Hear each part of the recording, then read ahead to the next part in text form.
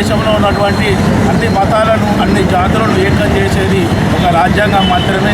అట్టి రాజ్యాంగాన్ని ఎన్నో దేశాలు తిరిగి మరి అన్ని దేశాల యొక్క రాజ్యాంగాన్ని చదివి ఆవలింపు చేసుకొని బాబాసాహెబ్ అంబేద్కర్ గారు ఈ దేశంలో ఉన్నటువంటి బలహీన వర్గాలందరికీ కూడా ఒక ప్రతిష్టమైన రాజ్యాంగాన్ని అందించినటువంటి అంబేద్కర్ గారికి భారత జాతి ఎప్పుడు కూడా మరి వారికి సదా కృతజ్ఞతతో ఉంటుందని చెప్పి మరి రాజ్యాంగం అంటే ఎవరో రక్షించాలని కాదు, రాజ్యాంగం అంటేనే ప్రజలు ప్రభుత్వాలు చట్టాలు. ఈ దేశంలో ఉన్నటువంటి అన్ని వర్గాలకు కూడా రాజ్యాంగ ఫలాలు అందాలంటే రాజ్యాంగం ఒక్కదాంతోనే కాదు, దాన్ని ఇంప్లిమెంటేషన్ చేసేటువంటి నాయకుల మీద కూడా ప్రభుత్వాల మీద కూడా బాధ్యత ఉంటుంది.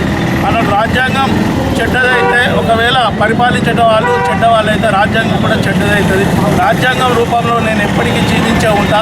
రాజ్యాంగం ఎప్పుడైతే అమలు కాదో నేను నా జీవితం పోయినట్టని చెప్పి నాడు బాబాసాహెబ్ అంబేద్కర్ అన్నారు. కాబట్టి మరి ప్రభుత్వాలు కూడా ఆ దిశగా ప్రయత్నం చేసి మరి దేశంలో ఉన్నటువంటి రాజ్యాంగాన్ని మరి అన్ని వర్గాలకు కూడా అందే ప్రయత్నం చేయాలని చెప్పి ఈనాడు మేము అందరికీ వారికి విజ్ఞప్తి చేస్తూ మరొకసారి మరి రాజ్యాంగం దినోత్సవం సందర్భంగా వారికి నివాళులు అర్పిస్తున్నాం.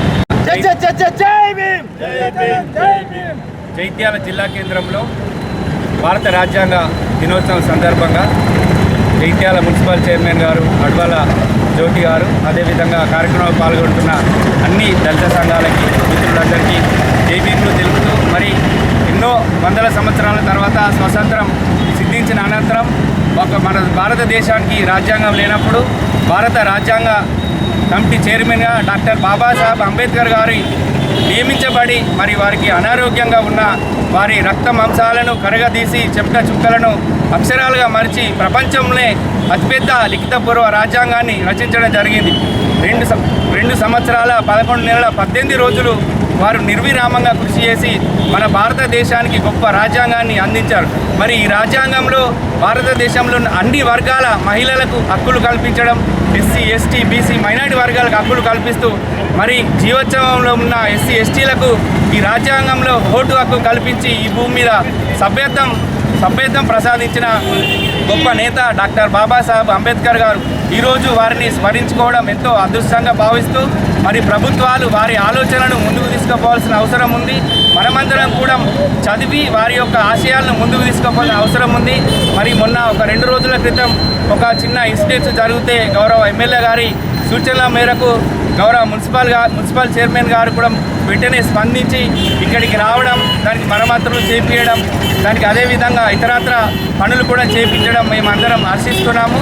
మరి ఇదే విధంగా పోలీస్ డిపార్ట్మెంట్ వారు, మున్సిపల్ గారు కూడా ప్రతి సంవత్సరం ఈ యొక్క కార్యక్రమాన్ని విజయవంతం చేసుకోవడంలో పాలు పంచుకోవాల్సిందిగా కోరుతూ అవకాశం ఇచ్చే పెద్దలందరికీ జై భీమ్ తెలియజేస్తూ ఇవాళ రాజ్యాంగ దినోత్సవం సందర్భంగా తెలియజేయడం ఏమంటే ఇవాళ సుప్రీంకోర్టు కూడా రాజ్యాంగంలో ఉన్నటువంటి లౌకిక సామ్యవాద ఏవైతే ఉన్నాయో వాటిని మరి కొన్ని రాజకీయ శక్తులు తీసేయాలని చెప్పి మరి సుప్రీంకోర్టులో అప్పీల్ చేసినప్పుడు సుప్రీంకోర్టు వాళ్ళ తీర్పు ఇవ్వడం జరిగింది.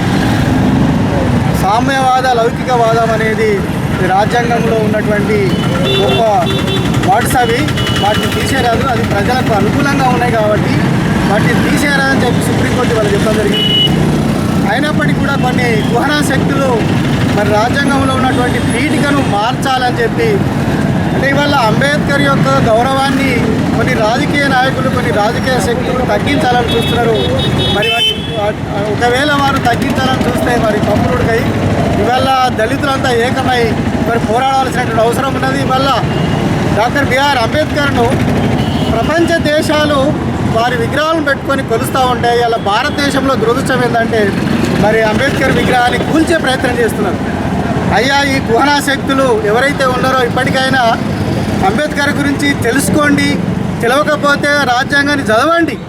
కానీ తెలిసి తెలియని అజ్ఞానంతో ఇవాళ అంబేద్కర్ మీద దాడి చేయడం అంటే ఇవాళ భారతదేశంలో ఉన్నటువంటి ప్రతి పౌరుల మీద దాడి చేయడమే. ఆయన ఎంతో కష్టపడి మరి వాళ్ళ రాజ్యాంగాన్ని రావడం జరిగింది. మన రాజ్యాంగం అనేది మామూలు రాజ్యాంగం కాదు. ప్రపంచంలో ఉన్నటువంటి చాలా దేశాలు ఇలా మన రాజ్యాంగాన్ని అనుసరిస్తూ ఉన్నాయి. కాబట్టి వాళ్ళ సోదరులరా, ఇక్కడ ఉన్నటువంటి ప్రజాప్రతినిధులు కూడా నేను ఒక విన్నపం చేస్తూ ఉన్నాను. గతంలో కూడా మనము ఇక్కడ అంబేద్కర్ కూడలిలో మరి ఖచ్చితంగా కంస విగ్రహం పెట్టాలని చెప్పి అప్పుడు అనుకున్నాము. మరి ఇప్పుడున్నటువంటి మరి ఇక్కడ ఉన్నటువంటి ఎమ్మెల్యే గారు కానీ గౌరవ ఎమ్మెల్సీ గారు కానీ వారికి కూడా విన్నపం చేస్తూ ఉన్నాము.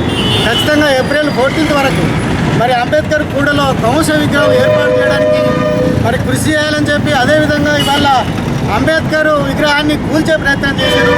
మరి ఆ కూల్చే ప్రయత్నంలో ఇక్కడ ఉన్నటువంటి ఎస్పీ గారు కానీ ఇక్కడ ఉన్నటువంటి కలెక్టర్ గారు కానీ వెంటనే చర్య తీసుకోవాలి. ఎందుకంటే ఎవరు కూల్చారు, అది ఖచ్చితంగా కూల్చినటువంటి వ్యక్తులను పట్టుకొని ఖచ్చితంగా కఠినంగా ఇవాళ శిక్షించాల్సినటువంటి అవసరం ఉన్నది. ఈ భారతదేశ రాజ్యాంగం అనేది ప్రపంచంలోని అత్యున్నత రాజ్యాంగం అని ప్రపంచమే కొనియాడుతున్న సందర్భంగా ఈ భారత రాజ్యాంగంలో ఇవాళ మనకు పంచాయతీ వార్డు నెంబర్ నుంచి మరి ఏదైతే పార్లమెంటు నెంబర్ వరకు కూడా అన్ని వర్గాలకు ఇవాళ రాజ్యాంగంలో ఉన్నటువంటి మరి హక్కు కల్పించినటువంటి గొప్ప రాజ్యాంగం ఇవాళ భారతదేశ రాజ్యాంగం. ఈ యొక్క రాజ్యాంగం మౌలిక సూత్రాలకు అనుగుణంగా ప్రభుత్వాలు కూడా ఏదైతే విద్య, ఉద్యోగం, రాజకీయ రంగాల్లో అదేవిధంగా ఈ దేశంలో ఉన్నటువంటి సంపద అన్నీ సమానంగా పంచినాడే ఈ భారత రాజ్యాంగం నిజంగా పూర్తిస్థాయిలో పేదలకు అందుబాటులోకి వచ్చి రాజ్యాంగాన్ని పూర్తిగా అమలు చేసిన వాళ్ళుగా మరి కనబడతారు. పాలకులు ఇప్పటికైనా ఈ దేశంలో అట్టడుగు వర్గాలకు ఏదైతే రాజ్యాంగంలో కల్పించిన హక్కులను అమలు చేసే విధంగా చర్యలు చేపట్టాలి. అదేవిధంగా మొన్న జరిగినటువంటి సంఘటన ఏదైతే అంబేద్కర్ గారి విగ్రహం మీద ధ్వంసం చేయడాన్ని మేము ఆ రోజే ఖండించడం జరిగింది. మరి పోలీసు వారికి కూడా తొందరనే స్పందించి వారిపై చర్యలు తీసుకోవడం జరిగింది. మున్సిపల్ చైర్పర్సన్ గారు అదేవిధంగా దగ్గరుండి ఈ యొక్క మరి నిర్మాణాన్ని పూర్తిగా ఏదైతే దాన్ని పునర్నిర్మించి ఇవాళ మనకి ఇలా అందుబాటులోకి తీసుకొచ్చారు. ప్రత్యేకంగా వారికి దళితుల పక్షాన ధన్యవాదాలు తెలియజేస్తూ ఉన్నాం. ఏది ఏమైనా భారత రాజ్యాంగాన్ని, భారత దేశాన్ని, ఈ భారత విగ్రహాలను కూడా కాపాడుకునే బాధ్యత ప్రతి ఒక్కరిపై ఉందని సందర్భంగా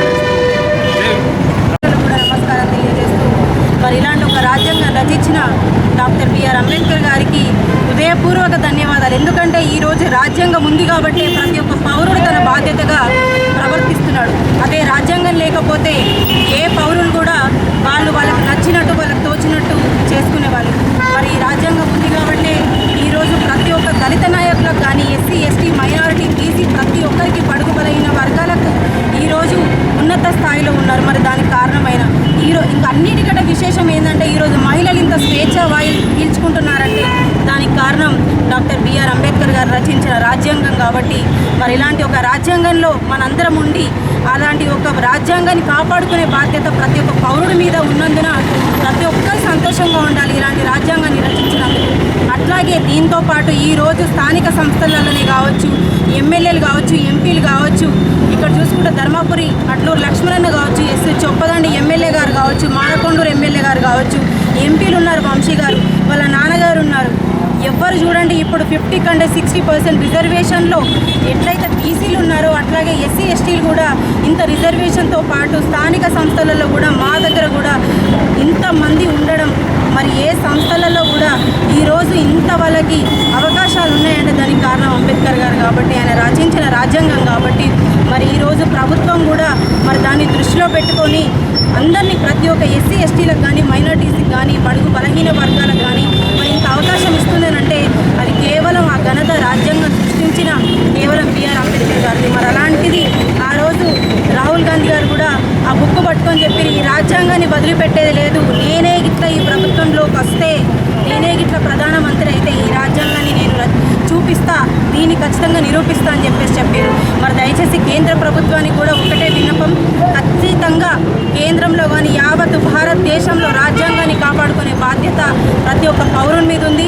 ఇలాంటి ఆకతాయిల వల్ల కూడా కొంచెం వరకు మనకి ఇబ్బంది కలుగుతుంది. కాబట్టి నేను ఆ రోజే పోలీస్ శాఖ వారికి కూడా ఒక ఫోన్ చేసి చెప్పడం జరిగింది, ఎవరైనా సరే ఎంతటి వాడైనా సరే ఒక రాజ్యాంగంలో మనం బ్రతుకుతున్నప్పుడు ఒక పౌరుడిగా వాళ్ళు చేయాల్సిన బాధ్యత చెయ్యకుండా వాళ్ళు ఒక విగ్రహాన్ని ధ్వంసం చేసి వాళ్ళు ఏం నిరూపించాలనుకున్నారో అది వారికే, వాళ్ళ విజ్ఞానానికే వదిలేసి మరి అలాంటి ఒక అంతకులే అని అనాలి మనం, ఒక అలాంటి అంతకుల్ని ఖచ్చితంగా శిక్షించాలి వాళ్ళు ఎంతటి వారైనా అని చెప్పేసి ఆ రోజు చెప్పడం జరిగింది, ఈ రోజు కూడా చెప్పడం జరుగుతుంది.